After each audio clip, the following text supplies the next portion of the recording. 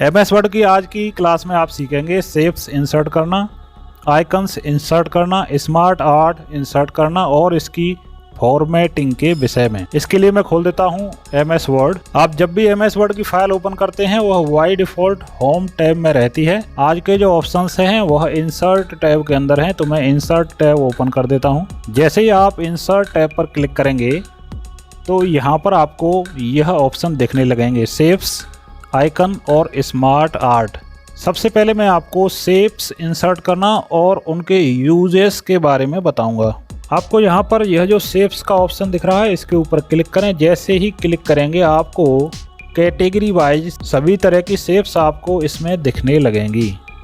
जैसे यहाँ पर lines, rectangles, basic shapes, block arrow, equation shapes, इस तरह से यहाँ पर और भी बहुत सारी शेप्स दी गई हैं।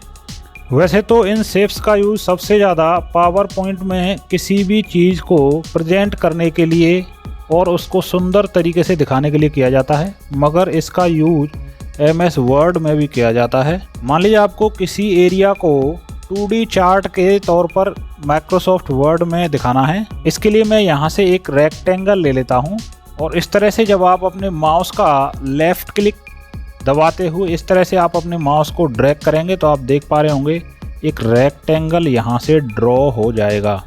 आपको मैं पहले भी बता चुका हूँ कि जब भी आप MS वर्ड में कोई भी ऑब्जेक्ट इंसर्ट करते हैं तो जैसे ही आप अपने माउस का लेफ़्ट क्लिक रिलीज़ करते हैं तो वह ऑटोमेटिक फॉर्मेट ऑप्शन में चला जाता है। आप देख पा रहे होंगे कि यह ऑटोमेटिक फॉर्मेट ऑप्शन में चला गया है। अब यदि आप इसके किसी भी साइड में क्लिक कर देंगे तो यह जो रेक्टेंगल है यह अनसेलेक्ट हो जाएगा और इस तरह से यह फिर से होम टैब में आ जाएगा। आप फिर से इस रेक्टेंगल के ऊपर यदि क्लिक करेंगे तो वह फिर से फॉर्मेट टैब में आ जाएगा और यहाँ पर फॉर्मेट के ऑप्शन खुल जाएंगे। अभी मैं इसको थोड़ा जूम आउट कर देता हूँ। इसका यूज बताने से पहले मैं आपको इसकी फॉर्मेटिंग के विषय में समझा देता हूँ। यहाँ पर फॉर्मेट टैब में सबसे पहला ब्लॉक है इंसर्ट शेप। इसके अंदर जो सबसे पहला ऑप्शन है उसमें आप देख पा रहे होंगे कि यहाँ पर ऑटोमेटिक बहुत सारी शेप्स आ जाती हैं। आप चाहें तो अब यहाँ से उस शेप्स को सेलेक्ट करने के बाद इस तरह से अपने माउस का लेफ़्ट क्लिक दबाते हुए और भी शेप इंसर्ट कर सकते हैं। इसी में दूसरा ऑप्शन है एडिट शेप। इसके ऊपर आप क्लिक करेंगे आपको दो ऑप्शन दिखाई देने लगेंगे। जो भी शेप आपने यहाँ पर सेलेक्ट कर रखी है चाहें तो वह पहले ऑप्शन से यहाँ पर क्लिक करने के बाद वह शेप आप यहाँ से रिप्लेस कर सकते हैं।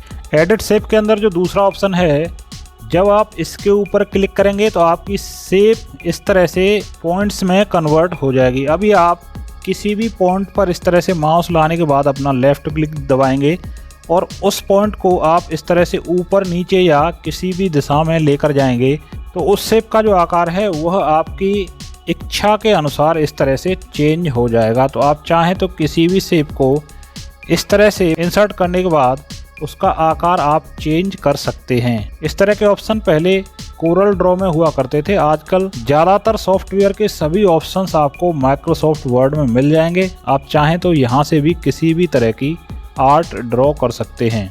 यहाँ पर अगला ऑप्शन है ड्रॉ टेक्स्ट बॉक्स। इस पर आप क्लिक करेंगे, अपने माउस का लेफ़्ट क्लिक दबाते हुए उस एरिया को सेलेक्ट करेंगे जहाँ पर आपको कोई भी टेक्स्ट लिखना है। इस तरह से जैसे ही आप अपने माउस का लेफ़्ट क्लिक रिलीज करेंगे आपके सामने इस तरह से एक टेक्स्ट बॉक्स बनकर आ जाएगा। अब आप चाहें तो इसमें कुछ भी लिख सकते हैं। इस टेक्स्ट बॉक्स को आप छोटा बड़ा और इधर उधर कहीं भी आप अपनी ज़रूरत के अनुसार इसको रख सकते हैं। फॉर्मेटिंग में अगला ब्लॉक है शेप स्टाइल। इसके अंदर आपको किसी भी शेप की स्टाइल को चेंज करने के लिए बहुत सारे ऑप्शंस दिए गए हैं। आप यहां पर ड्रॉप डाउन मेनू पर जब क्लिक करेंगे तो आपके सामने इस तरह से बहुत सारे प्री डिफाइंड शेप्स इस तरह से मिल जाएंगे। जैसे आप अपने माउस का कर्सर उस शेप के ऊपर लेकर जाएंगे तो वहां पर आप प्रीव्यू में देख पा रहे होंगे उस शेप का फॉर्मेट चेंज हो जाएगा। इसी में अगला ऑप्शन है शेप फिल। इसके ऊपर आप क्लिक करेंगे तो यहाँ पर बहुत सारे कलर दिए गए हैं। आप यहाँ से अपनी शेप का कलर चेंज कर सकते हैं। इसी ब्लॉक में अगला ऑप्शन है पिक्चर। जब आप इस पिक्चर के ऊपर क्लिक करेंगे तो आपके सामने एक इस तरह की विंडो खुलकर आएगी जिसमें आपसे आपका पिक्चर सेलेक्ट करने के लिए कहा जाएगा। पहला ऑप्शन है फ्रॉम ए फाइल। यदि आपने कोई भी पिक्चर अपने कंप्यूटर में सेव कर रखी है तो वह पिक्चर आप उस शेप के अंदर यहाँ से इंसर्ट कर सकते हैं। इसके अलावा यदि आप कोई भी पिक्चर ऑनलाइन लेना चाह रहे हैं तो आप यहाँ पर क्लिक करने के बाद आप ऑनलाइन पिक्चर इंसर्ट कर सकते हैं। इसके लिए आपका पीसी या फिर कंप्यूटर इंटरनेट से कनेक्ट होना चाहिए।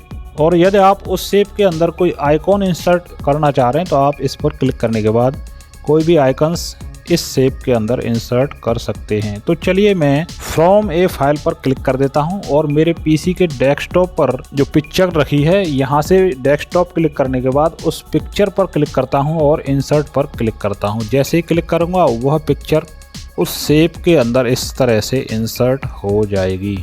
इसी में अगला ऑप्शन है शेप इफेक्ट।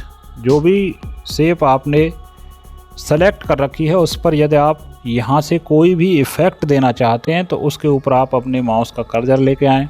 जैसे ही आप अपने माउस का कर्सर उस शेप्स के ऊपर लेकर जाएंगे तो वह जो इफ़ेक्ट है आपकी इमेज के ऊपर इस तरह से अप्लाई होता हुआ दिख रहा होगा। तो आप यदि कोई इफ़ेक्ट अप्लाई करना चाह रहे हैं तो यहाँ से सिलेक्शन के बाद कोई भी इफ़ेक्ट अपनी इमेज पर या फिर अपनी शेप पर अप्लाई कर सकते हैं। इस फॉर्मेट टैब के अंदर अगला ब्लॉक है वर्ड स्टाइल। यह केवल वर्ड के लिए होता है। मैं यहाँ पर कुछ लिख देता हूँ और इसका साइज थोड़ा बढ़ा देता हूँ। जब आप किसी भी वर्ड को इस तरह से सिलेक्शन के बाद यहाँ पर जो ड्रॉप डाउन मेनू दिया गया है इसके ऊपर आप क्लिक करेंगे तो आप देखेंगे कि बहुत सारे कलरफुल वर्ड आपको इस तरह से दिखाई देने लगेंगे। अब आप अपने माउस का कर्सर उन वर्ड्स के ऊपर लेकर आएंगे तो उसका प्रीव्यू आपको आपके द्वारा लिखे गए वर्ड के ऊपर अप्लाई होता हुआ दिखाई देने लगेगा। तो आप यहाँ से अपने वर्ड को स्टाइलिश और सुंदर बना सकते हैं। जो भी आपको पसंद आए यहाँ से आप लेफ़्ट क्लिक करें। जैसे ही लेफ़्ट क्लिक करेंगे तो वह आपके वर्ड पर अप्लाई हो जाएगा। तो आप इस तरह से भी अपने वर्ड को स्टाइलिश बना सकते हैं। इसी में अगला ऑप्शन है टेक्स्ट फील। इसके ऊपर आप क्लिक करेंगे तो बहुत सारे कलर आपको यहाँ पर दिखाई देने लगेंगे। यहाँ से यह जो टेक्स्ट सेलेक्ट है उसका आप कलर डिफाइन कर सकते हैं। इसके अलावा इसमें एक और ऑप्शन दिया गया है ग्रेडियंट। इसके ऊपर आप जब अपने माउस का कर्सर लेकर आएंगे तो आपको इस तरह से कुछ ग्रेडियंट इसमें दिखाई देने लगेंगे। इसके अलावा भी यहाँ पर और भी ग्रेडियंट दिए गए हैं, मोर ग्रेडियंट्स। जैसे ही आप इसके ऊपर क्लिक करेंगे तो यहाँ पर एक फॉर्मेट शेप्स का ऑप्शन खुल जाएगा। आप यहाँ से अपनी शेप के ऊपर कोई भी ग्रेडियंट अप्लाई कर सकते हैं। यहाँ पर बहुत सारे कलर दिए गए हैं। आप चाहें तो उन कलर्स का यूज़ करके किसी भी कलर में कोई भी ग्रेडियंट उस वर्ड के ऊपर अप्लाई कर सकते हैं। इसी में अगला ऑप्शन है टेक्स्ट इफ़ेक्ट्स। इसके अंदर बहुत सारे टेक्स्ट के ऊपर अप्लाई होने वाले इफ़ेक्ट्स दिए गए हैं। यदि आप कोई भी इफ़ेक्ट अपने टेक्स्ट पर देना चाह रहे हैं तो यहाँ पर देखिए इस तरह से shadow, reflection, glow, 3D rotations, इस तरह के इफ़ेक्ट्स यहाँ पर दिए गए हैं। तो आप यहाँ से अपने माउस का कर्सर उस इफ़ेक्ट के ऊपर लाकर देख सकते हैं कि आप अपने टेक्स्ट के ऊपर कौन सा इफ़ेक्ट देना चाह रहे हैं। यदि आप इस तरह से कोई इफ़ेक्ट देना चाह रहे हैं तो यहाँ से आप सेलेक्ट करके अपने टेक्स्ट के ऊपर वह इफ़ेक्ट अप्लाई कर सकते हैं। फॉर्मेट टैब के अंदर अगला ऑप्शन है टेक्स्ट डायरेक्शन। इसका यूज भी MS वर्ड में कई जगह पर किया जाता है। इसका यूज किस तरह से करते हैं मैं आपको बता देता हूँ।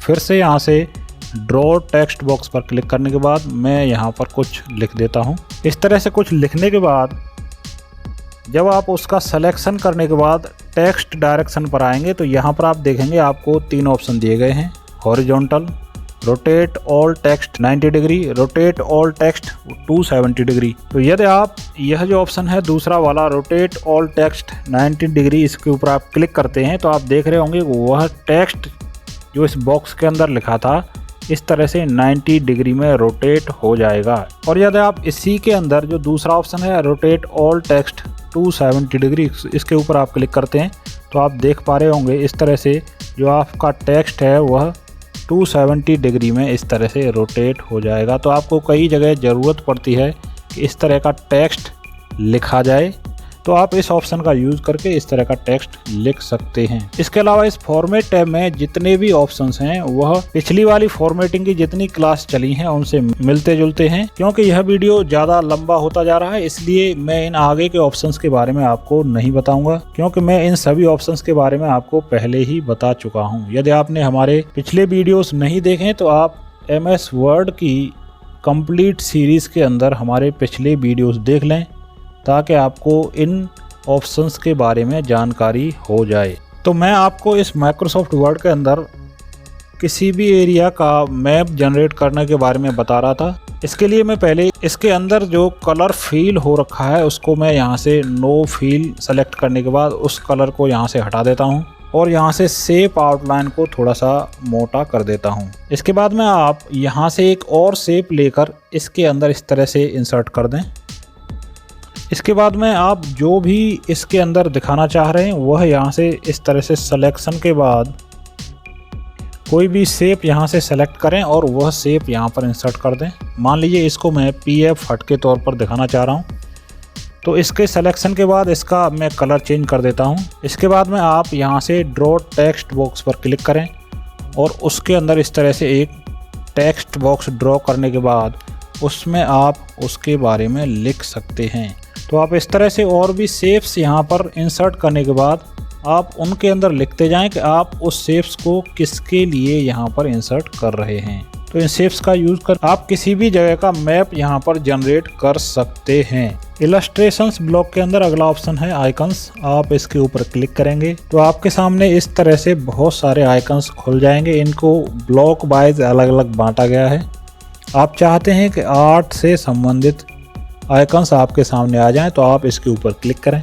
जैसे क्लिक करेंगे तो आर्ट से संबंधित सभी आइकन्स आपके सामने इस तरह से आ जाएंगे। और यदि आप अपने माउस का स्क्रॉल इस तरह से ऊपर या नीचे करेंगे तो यह सभी आइकन्स आपको इस तरह से भी दिखाई देने लगेंगे। आप यहाँ से अपनी ज़रूरत का आइकन देख लें कि आप कौन सा आइकन यूज करना चाह रहे हैं। आप चाहें तो यहाँ से एक आइकन इस तरह से सेलेक्ट कर सकते हैं और चाहें तो आप इससे ज़्यादा आइकन्स भी एक साथ इंसर्ट कर सकते हैं। तो मैं यहाँ पर इस वाले आइकन के ऊपर क्लिक करने के बाद इंसर्ट पर क्लिक करूँगा तो आप देख पा रहे होंगे कि वह आइकन इस तरह से यहाँ पर इंसर्ट हो चुका है।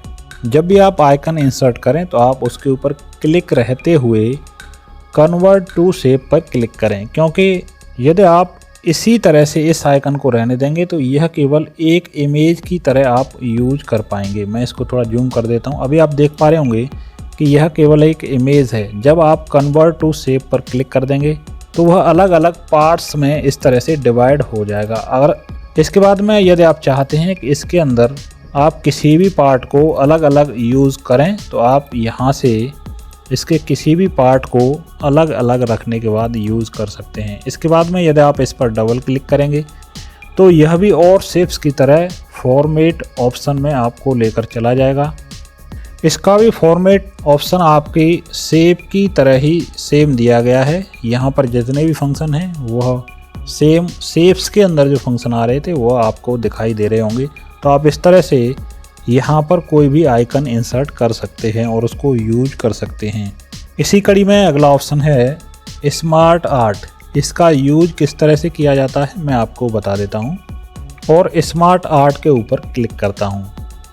जैसे ही मैंने इसके ऊपर क्लिक किया तो इस तरह की एक विंडो आपके सामने खुलकर आ गई है। इसमें सभी स्मार्ट आर्ट को अलग अलग ग्रुप में बांटा गया है। तो आप यहाँ से इन ग्रुप्स के ऊपर क्लिक करके देख लें कि आप किस तरह की स्मार्ट आर्ट यहाँ पर जनरेट करना चाह रहे हैं। तो मैं यहाँ पर कोई भी रैंडमली एक स्मार्ट आर्ट इस तरह से सेलेक्ट करने के बाद ओके पर क्लिक कर देता हूँ। जैसे ही मैंने ओके पर क्लिक किया यह ऑटोमेटिक डिजाइन में लेकर चला गया। यहाँ पर जिस तरह से फॉर्मेट के अंदर बहुत सारे ऑप्शंस होते थे उसी तरह से आपको डिजाइन के अंदर आपको इस तरह से ऑप्शन दिखाई देने लगेंगे। अब आप इस स्मार्ट आर्ट को जिस भी डिजाइन में रखना चाह रहे हैं वह यहाँ से इस तरह से अपने माउस का कर्सर लगाने के बाद आप इस तरह से देख लें। इसके अलावा यहाँ पर और भी डिजाइन्स दी गई हैं तो आप यहाँ से उन डिजाइन्स में अपनी स्मार्ट आर्ट को चेंज कर सकते हैं। इसके अलावा यहाँ पर चेंज कलर का ऑप्शन दिया गया है। आपने जो भी स्मार्ट आर्ट यहाँ पर इंसर्ट की है आप उसका कलर यहाँ से चेंज कर सकते हैं। अब आपको जो भी कलर यहाँ पर पसंद आ रहा है वह यहाँ पर सेलेक्ट करने के बाद इस तरह से अपने माउस का लेफ़्ट क्लिक कर दें। जैसे आप लेफ़्ट क्लिक करेंगे तो वह कलर उस स्मार्ट आर्ट के ऊपर अप्लाई हो जाएगा। यदि आप किसी भी पिक्चर के बारे में स्मार्ट आर्ट में कुछ लिखना चाह रहे हैं तो यहाँ पर इस तरह से एक पिक्चर का ऑप्शन दिख रहा होगा, इसके ऊपर आप क्लिक करें। इसके बाद में यहाँ से जो पिक्चर आप लेना चाह रहे हैं वह यहाँ से सिलेक्शन करें। अब आपने वह पिक्चर जो यहाँ पर लाना कहाँ पर सेव करके रखा है वह यहाँ से सेलेक्ट करें। तो मैं डेस्कटॉप सेलेक्ट कर देता हूँ और इस पिक्चर पर क्लिक करने के बाद इंसर्ट पर क्लिक करता हूँ। तो आप देख पा रहे होंगे कि वह पिक्चर यहाँ पर इंसर्ट हो गई है। तो आप इस तरह से स्मार्ट आर्ट में पिक्चर भी इंसर्ट कर सकते हैं। और यदि उस पिक्चर के बारे में आप कुछ लिखना चाह रहे हैं तो यहाँ से सिलेक्शन के बाद तो यहाँ पर जो टेक्स्ट लिखा हुआ है इसके ऊपर आप सिलेक्शन के बाद उस पिक्चर के बारे में कुछ भी लिख सकते हैं। तो इस तरह से आप स्मार्ट आर्ट ऑप्शन का यूज कर सकते हैं।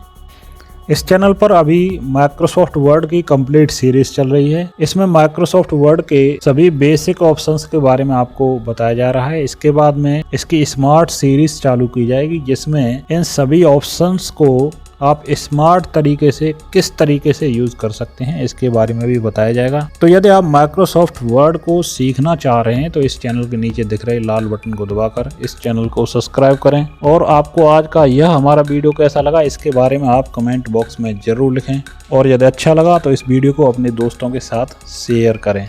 धन्यवाद।